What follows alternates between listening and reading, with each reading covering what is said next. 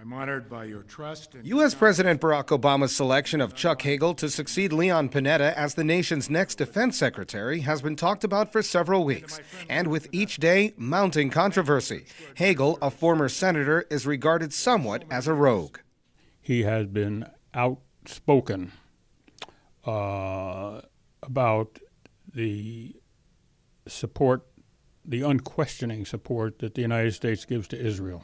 Hagel is a Republican, a former Vietnam vet, and has a wealth of foreign policy experience. But even with a diverse CV, his record on Israel and Iran could push him into a contentious battle with Senate Republicans. He's made some comments regarding U.S. support for Israel, essentially indicating that I'm an American senator, I'm not an Israeli senator, and quote, the Jewish lobby, which was a bad formulation that he apologized for having used.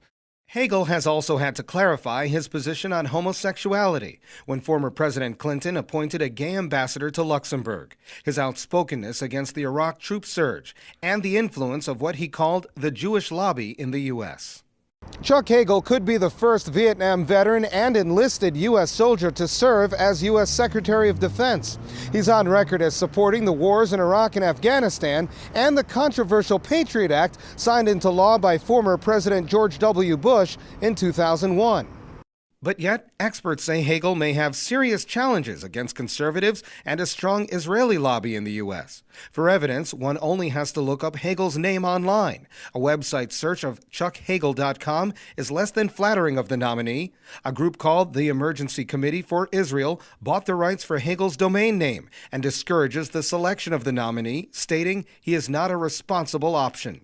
He's raised questions about the threat posed by Iran, allegedly, and as I say, he's especially being attacked on the grounds that he's insufficiently supportive of Israel. I mean, that's the bottom line. Hagel's confirmation for the next U.S. Secretary of Defense won't happen without a battle.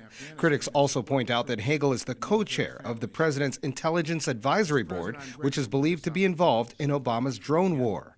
Colin Campbell, Press TV, Washington. Men and women in uniform and their families.